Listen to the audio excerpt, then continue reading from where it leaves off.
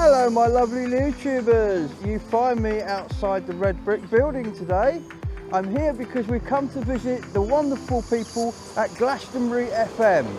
Now if you look over there behind you, I'm just going to swing the camera around. I don't know if you can see it, but over my shoulder can you see a porter cabin with some rather nice graffiti on it. They used to operate out of that, but now they've moved and they're in here in the red brick building. So let's go in and see what they're up to.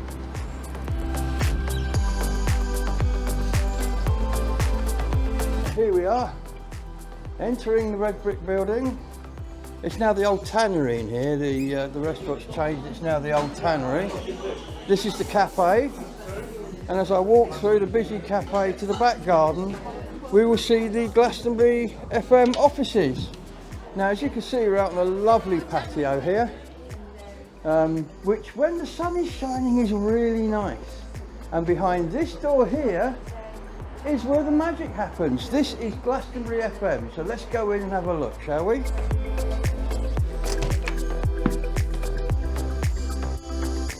So here we are inside GFM. Now a little birdie tells me that if I walk into this room here, which is the studio, we might find a founder member, and here he is. It's Alan Trinder. Hello, young Alan. Hello, Gabriel. How are you? How absolutely lovely to see you, young man. You too. So, Alan, tell me a little bit about GFM, how it started, and your role in it, and how long it's been going, and the history, basically. Well, I think the history of GFM is quite an interesting one. There are over 200 and odd community radio stations across the country, but I don't think that any of them have had quite the same journey as GFM has had. No. So we probably started around about 2003, and there were a group of people who were really keen on local radio. They didn't think that the commercial stations or the BBC were meeting their needs, and they thought they could do a better job. So they got what's called as a restricted service license, and they did 5 broadcasts from Whittle Park Bowls Club, which is just across the road from here, really. Okay. So that's where really the idea for GFM started, and out of that rough idea for having a community radio station, you had local musicians taking part, you had community organisations, the local police came in and took part in the programmes. So I think that gave the impetus for people to think, right, why don't we do this on a more regular basis and make it a permanent thing? So in 2007, I was part of the group as well. By then, we decided to apply to Ofcom for a full community radio licence. So that would mean that you could broadcast 24 hours a day, 7 days a week, and you would be a not-for-profit community station. So we did that. Weren't sure we were going to get the licence, but it was awarded along with 7 others, and I think we were probably the second community radio station to be set up in Somerset. First one was 10R, which is in Wiveliscombe. So we then had 2 years to get everything together to start. We did it, just about 2 years, actually, in an extra month because we weren't quite ready, and we were based at the football club at Abbey Moor Stadium, which a lot of people will be familiar with. It was the only place we could get a home, and the home was a black tin can or a porter cabin, which lots of people will remember from the early days of GFM. And we split it into 2 studios, and we broadcast from there, and we trained local people in one studio, and the output went out in the other, and that was our home for a few years. And then it's never a straight path for GFM or community radio in Glastonbury. We left Abbey Moor Stadium and we came here, which is the red brick building. And we came because it was a real community project where local people had taken over the building. They wanted to save the red brick building from being knocked down, basically. And we thought, well, rather than being out on a limb at Abbey Moor, we should be a bit more central and be part of something that's community based. So we came here, we lifted up, not literally, but we moved the porter cabin from Abbey Moor to the red brick building, and we were based out in the car park. I remember those days. I actually have done some work with Alan. We broadcast together, and the tin can, I can tell you, on a hot day is not where you want to be. You boys suffered, didn't you, in the sunny days? For the cause, we suffered for the cause, absolutely. And on a cold day, just as bad as well, because the heating wasn't very effective. So it was community radio, but not as we know it, I suppose. And while we were broadcasting there, all the work was going on around this building, which people like Robin Howell and many others did, to make it what it is today. And so the big leap for us then was, well, we didn't want to be broadcasting from a porta cabin forever. This space where we are now became available. The only snag was there were barely any walls, there wasn't a roof, there wasn't a flooring, and we had to raise the money to do something about that. So over a period of about 16 months, we managed to raise £28,000, and that was for new equipment and actually to complete this building, which we are now sat in, which has got 2 studios, a lovely bit of space. A lot of that was down to the hard work of a guy called Bob Lloyd. He did a lot of the building work.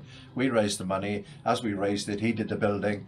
And I think we had a big celebratory opening on the 1st of November 2014, and loads of people packed in the studio. It was great, in this studio and the other studio.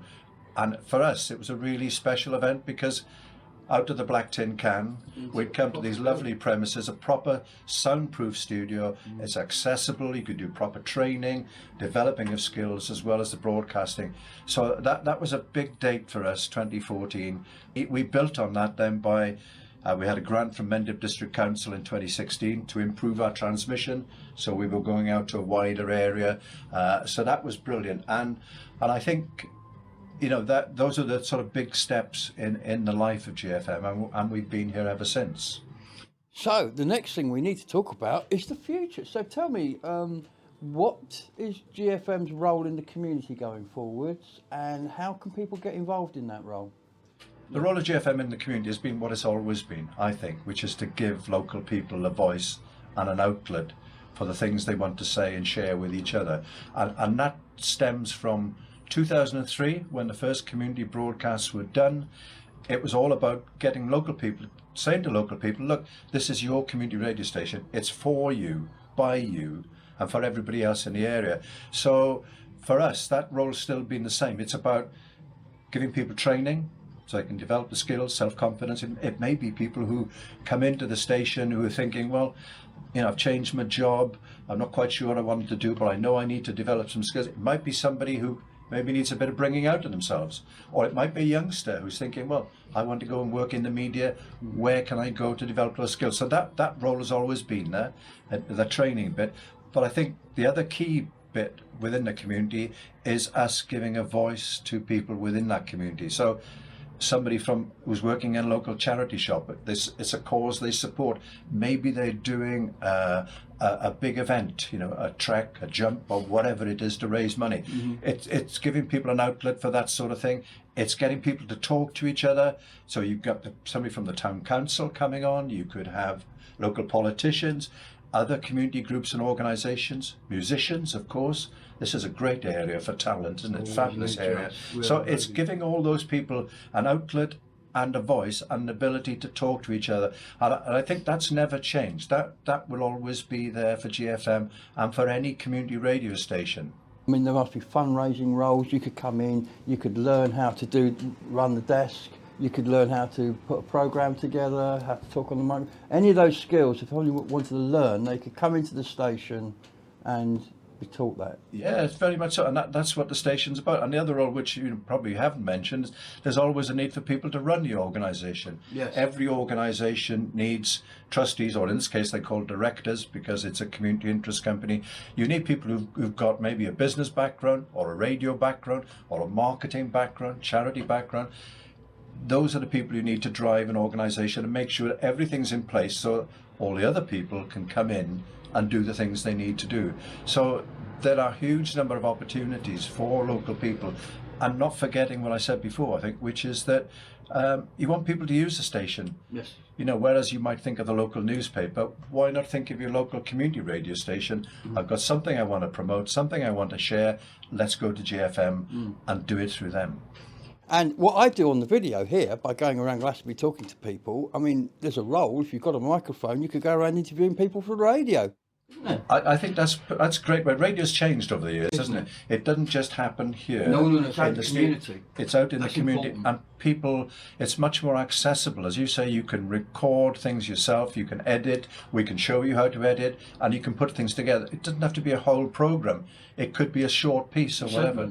Yeah. Absolutely. So I think that opens it. It makes it much more inclusive. And if you wanted to come out with me for a day and bring a microphone, get in touch. But in the meantime, I will put the contact details for GFM in the description down below. So if anybody wants to get in touch, please do, because it's one of those things, use it or lose it. I mean, like everything else, community things tend to be run by one or two people and the community just sits back and watches it happen. Well, we're asking you to come in and get involved in your station. Have your say, come and help. But in the meantime, Mr. Trinder, it's been unusual because normally this guy used to interview me, especially when I was a town councillor, but it's been an absolute pleasure and a privilege to talk to you today. And the same for me. Thanks ever so much. Thank It's you been great so to talk much to for your time. Yeah, thank you.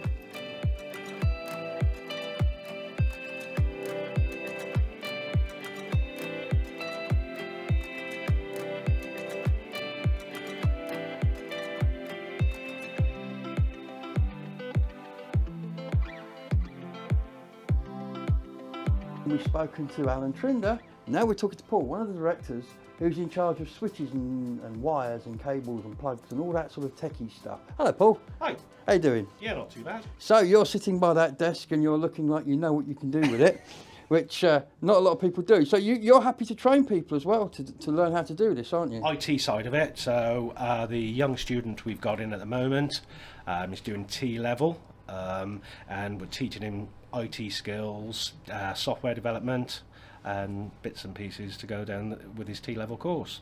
So if a member of the public wanted to get into, say, sound recording or working on a radio station, driving a desk, that's doable. Yep. You can teach them how to do that. Not me, but one of our other directors, Joanne, would be. Okay. Or if they wanted to come in and learn how to mend stuff, Yep. that would be your role. Yeah, that's me. Okay. I've got a few things at home. I'll have to come and see you about that. Because running this channel, I'm always breaking. Well, so I've only been on as a director for just over 12 months, but I've always done the IT through my own business for GFM. So that's the link Who is your there. business? PCs. Used to have the shop in Abbey Mews. Oh, yes, you is it? PCs. Yeah. That sells comics now, I think. Yeah. They're crap at computers in there, though. I've noticed it. They sell comics, they don't know the first thing about computers. We didn't. No, That's good. Well, we're not going to into that. Yeah, so I came on as a director because of the pandemic. Obviously, things were difficult financially and stuff. So I said I'd come on as a director. Since then, I've had to learn quite a lot about transmissions, aerials, obviously RF desks, and all that sort of so thing. it's been a bit of a learning curve, but yeah, it's going well. So, if anybody wants to come and have a look at what goes on in here and maybe get involved, Paul's your man. Because I expect there's a lot of fairly simple tech in here. It's nothing that complicated, is it? It can be as simple and as technical as you want it to be. That's the good thing about something like this. And obviously, such as a project as this, it's got to learn to grow as well. And that's one of the main aims. Working with Strode as a good... Yes, because you've got Strode students now, haven't you? Yeah. We've met one in the other room Yeah, just now. So for the future, we're trying to put the message out that people can come and get involved. It's a community radio station. So what do you need? Are you short of skills, or are there any areas that could do with some people maybe learning to run them or anything like that? Skills to me is giving the skills for that person themselves. So confidence is a skill. Running a desk, doing a show, that's stuff we can offer. The technical side of it, again, is tailored to specifics. You're hoping it's not going to break, but you know yourself that it can do. So that would be a different ball field, such as the young kiddie. He's trying to cover the running side of it. The producing is a different matter again. But there's anything like this, there's skills to be learnt everywhere. So if you're out there and you know how PC works and which bit goes where, Paul's your man. Come and have a chat. Paul, it's been lovely talking to you. Thank you for taking the time. It's been great coming into GFM today. Let's hope we get more people coming down. This goes on from strength to strength. Fingers crossed. Fantastic. Thank you.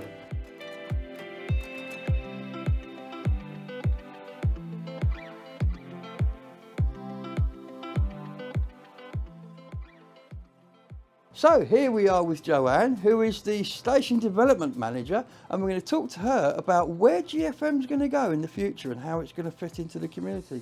Hello, Joanne. Hi, it sometimes feels like I've been here since the beginning. I can tell you, and it's only what, 11:30 on a Friday. Yes, absolutely.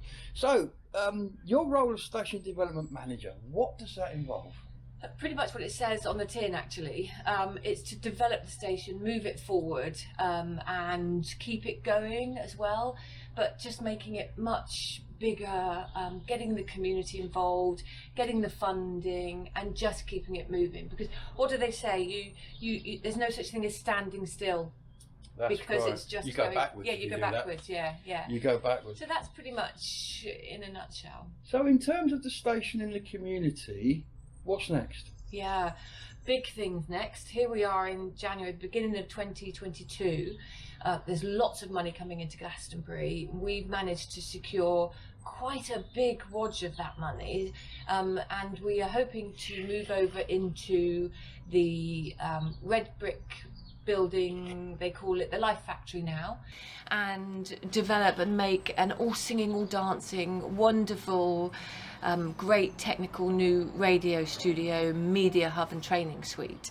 Because you'll see this looks in some corners like somebody's bedroom. Work in progress, I think they call it. Yeah. But because it just represents the community. We're sort of a little bit of a patchwork, and everything you see is the love of the community. Those deep velvet curtains, the wooden sort of soundproofing on the roof was done by one of the people that built this place, and this building, our studios, hand built by one of our volunteers, Bob Lloyd, who just was doing this out of the love of it. So there's community in everything you touch in this building. COVID was a bit of a knockback, and now we've got to get them back. We've got to get the community back in. So your plans to do that are?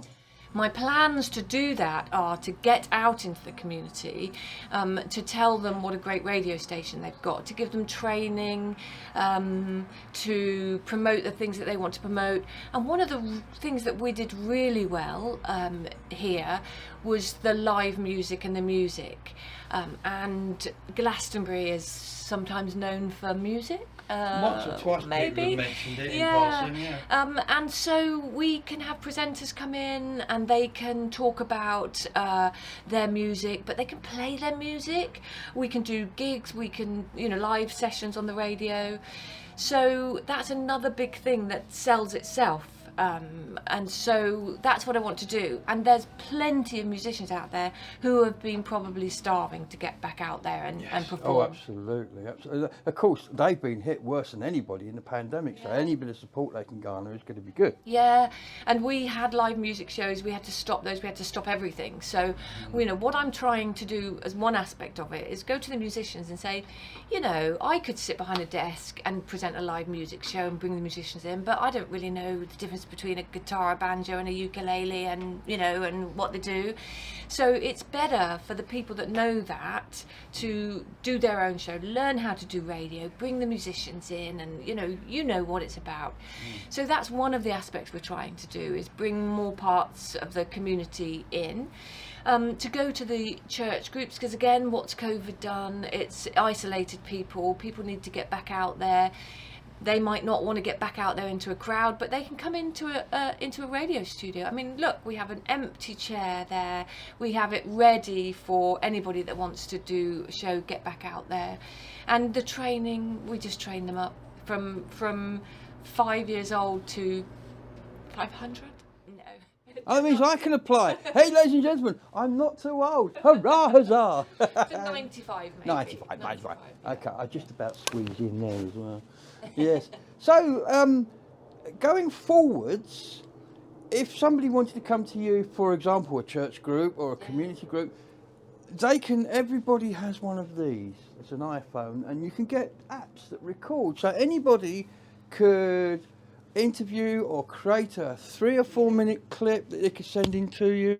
And let me tell you, they do. We have a really great, I mean, we have loads of great shows, but one of a good example of a community show is one that's on a Thursday night at 6 o'clock, which is done by Dave Beach. And he is a big, he's on the scene all the time in Glastonbury with exactly that, with his mobile phone, with a recorder.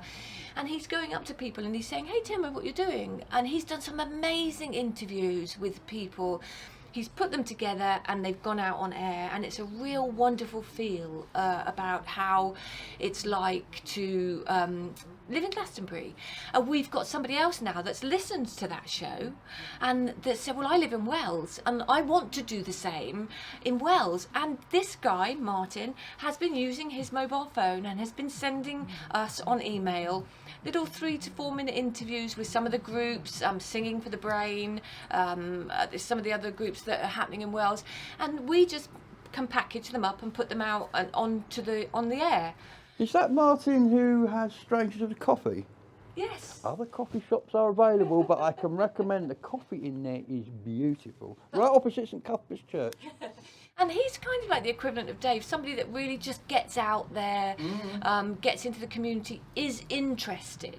So, you know, community radio, it involves everybody in the community. It involves people that are interested in what's going on in the community, people that are interested in listening to what's going on, people that are interested in telling people what's going on. So that's the beauty of the sort of community radio as a whole. And there's everything that goes on behind that. I mean, the fundraising, the administration, the building, the big project we've got now is moving from our comfortable little dining room chairs and bedroom curtains over to an all singing, all dancing. And what we need is we need the brain power and the skill for people to really help us develop that. You know, develop a 3-year plan, a 2-year plan, that the finances that will sort of get us to move on forward. We can do that, yes. And I have all those skills. We have boards of people on the directors that have all those skills, but you know, we just need more and we need to share it out. So, ladies and gentlemen, if you want to get involved and you maybe don't want to sit behind a microphone, or you can't put it, or you don't want to put a show together, but maybe you work in finances, or maybe you've got some sort of skills in marketing, there's officey type work. Officey, I don't know. You know what? Well, it looks like an office, doesn't it? Administration-y things that are just, in fact, probably as important, if not more important, because if these guys didn't do what they did, these guys over here couldn't do what they do. So if you want to get involved in that, that is just as important, isn't it? It's so important. It's more important because, you know, a project doesn't succeed if you haven't got the administrative background to do those things. And we are, you know, we're licensed. We have commitments to make. We have an Ofcom license. They require reports and how many volunteers have been involved in the area, how many projects have you, all of those. How much money have you spent? What's your finances? So and you know, we're a CIC, so that requires all of those business skills, secretarial skills, as company secretarial skills. So yeah, we need people and we have people on the board that don't do anything with the radio, which is great. They're interested in making the community project work. So yeah, and you can get involved in any way. I mean, we have somebody that wants to come and do the cleaning, you know, because they want to be part of the project. Please help. Any thoughts of an open day or something? That's a good idea. See, we like good ideas. Glastonbury Gabriel has good ideas, and he gives those to people free of charge. Yeah, I mean, we look at about doing that because we cover Glastonbury Street and Wells, so you know, we need to get out to those areas, and we're in a good position because I think we're halfway.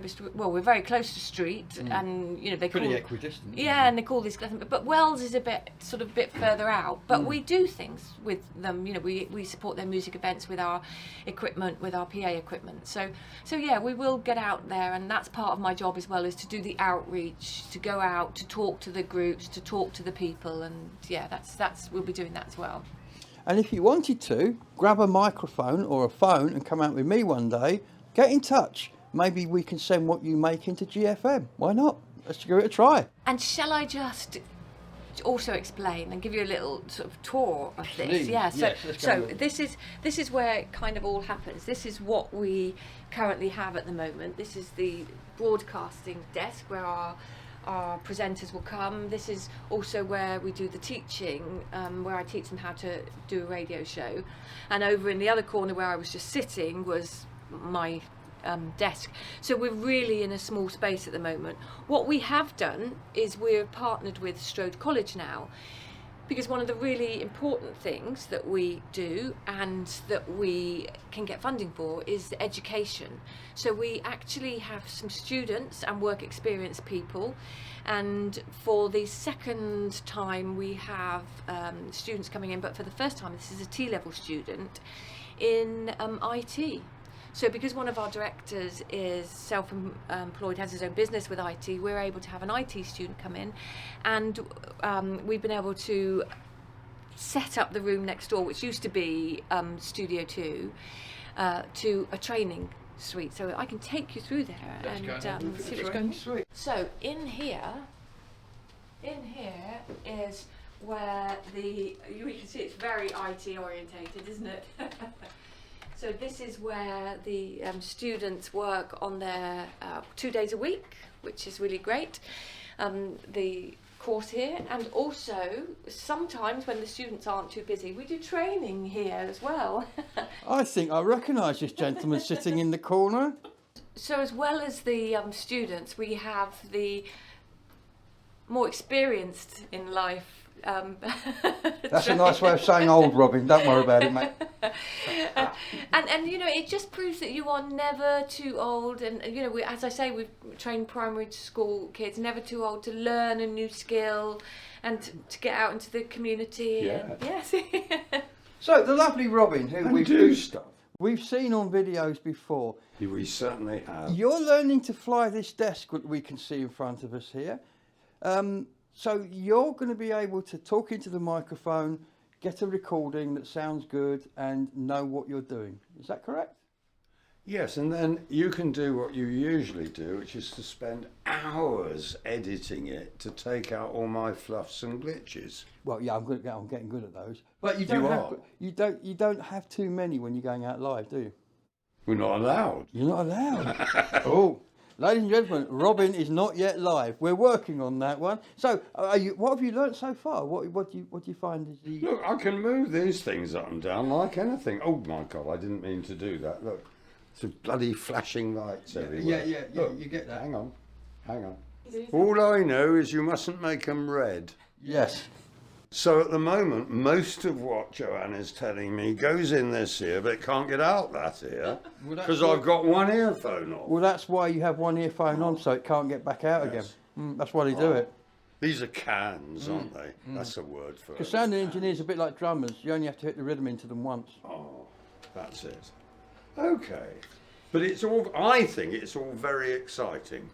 It is, and you're enjoying it. I am enjoying it. I love it. And you'd recommend this to anybody? I am hoping that loads of people will want to get involved with putting out interesting stuff about their lives and things they enjoy and things they do. Well, there you go, ladies and gentlemen, from the horse's mouth, from someone who's come in to learn how to do this, Mr. Robin Howe, yet again on the station. He's on the station as often as I am, isn't he? She is infinitely patient, which is just as well. Yeah, the lovely Joanne, yes. She hasn't got that really grey hairs, or if she has, she's dyed to cover them up. She covers them up. So we've also got a volunteer here from Strode who's doing a lot of good work with the technical stuff. As you can see here, we have a computer in bits and a man doing stuff with lots of numbers on the screen. I'm not even going to interrupt him because he's really, really busy and that looks very, very complicated.